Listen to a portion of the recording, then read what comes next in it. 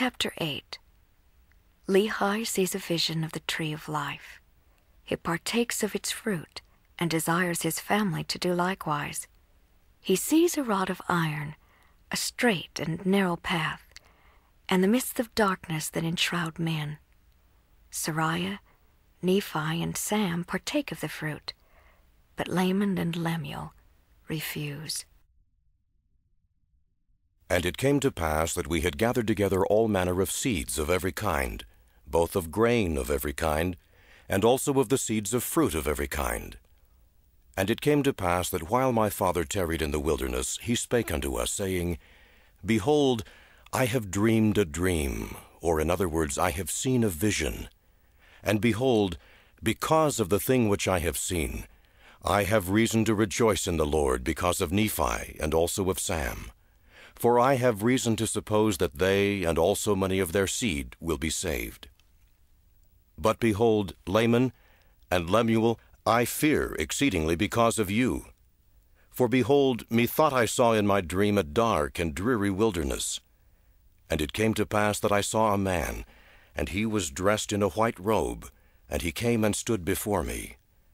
And it came to pass that he spake unto me and bade me follow him.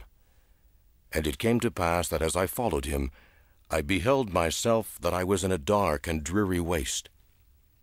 And after I had traveled for the space of many hours in darkness, I began to pray unto the Lord that he would have mercy on me according to the multitude of his tender mercies. And it came to pass, after I had prayed unto the Lord, I beheld a large and spacious field. And it came to pass that I beheld a tree, whose fruit was desirable to make one happy.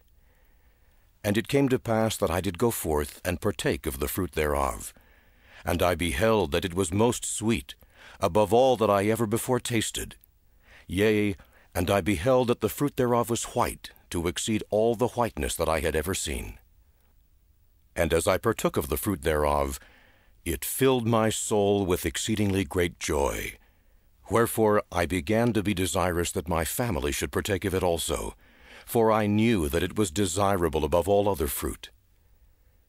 And as I cast my eyes round about, that perhaps I might discover my family also, I beheld a river of water, and it ran along, and it was near the tree of which I was partaking the fruit.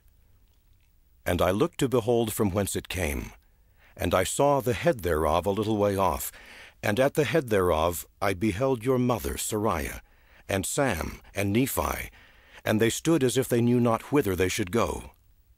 And it came to pass that I beckoned unto them, and I also did say unto them with a loud voice that they should come unto me, and partake of the fruit which was desirable above all other fruit. And it came to pass that they did come unto me, and partake of the fruit also. And it came to pass that I was desirous that Laman and Lemuel should come and partake of the fruit also. Wherefore I cast mine eyes towards the head of the river, that perhaps I might see them. And it came to pass that I saw them, but they would not come unto me and partake of the fruit.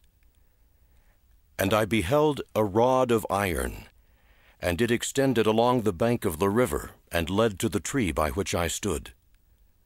And I also beheld a straight and narrow path, which came along by the rod of iron, even to the tree by which I stood.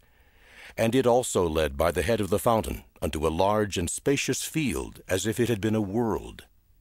And I saw numberless concourses of people, many of whom were pressing forward, that they might obtain the path which led unto the tree by which I stood. And it came to pass that they did come forth and commence in the path which led to the tree.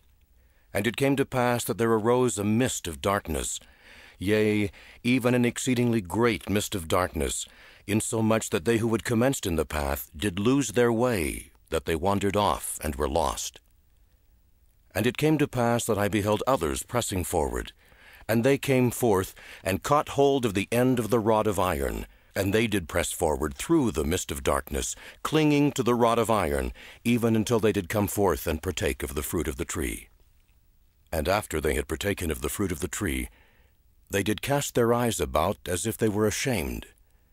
And I also cast my eyes round about, and beheld on the other side of the river of water a great and spacious building, and it stood as it were in the air, high above the earth. And it was filled with people, both old and young, both male and female, and their manner of dress was exceedingly fine. And they were in the attitude of mocking and pointing their fingers towards those who had come at and were partaking of the fruit.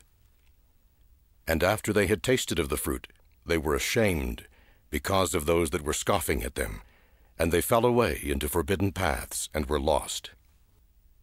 And now I, Nephi, do not speak all the words of my father, but, to be short in writing, behold, he saw other multitudes pressing forward. And they came and caught hold of the end of the rod of iron, and they did press their way forward, continually holding fast to the rod of iron until they came forth and fell down and partook of the fruit of the tree. And he also saw other multitudes feeling their way towards that great and spacious building. And it came to pass that many were drowned in the depths of the fountain, and many were lost from his view, wandering in strange roads. And great was the multitude that did enter into that strange building. And after they did enter into that building, they did point the finger of scorn at me and those that were partaking of the fruit also, but we heeded them not. These are the words of my father, for as many as heeded them had fallen away.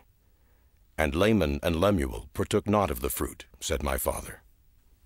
And it came to pass, after my father had spoken all the words of his dream or vision, which were many, he said unto us, because of these things which he saw in a vision, he exceedingly feared for Laman and Lemuel. Yea, he feared lest they should be cast off from the presence of the Lord. And he did exhort them then, with all the feeling of a tender parent, that they would hearken to his words, that perhaps the Lord would be merciful to them, and not cast them off. Yea, my father did preach unto them. And after he had preached unto them, and also prophesied unto them of many things, he bade them to keep the commandments of the Lord, and he did cease speaking unto them.